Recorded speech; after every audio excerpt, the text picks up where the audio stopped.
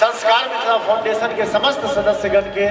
बहुत बहुत आभार व्यक्त करे छियनि और चाहब कि चारू तरफ से एक बेर संस्कार मिथिला फाउंडेशन के लिए एक बेर जोरदार ताली हेबाक चाही। और सबसे पहले एक मैया के भजन सुनाबी और तकर बाद शुरुए से झमटोबा गीत के फरमाइश भ रहल छै तो पहले हम एक मैया की भजन सुनाबी जो हमरा आवाज में काफी प्रचलित भजन है।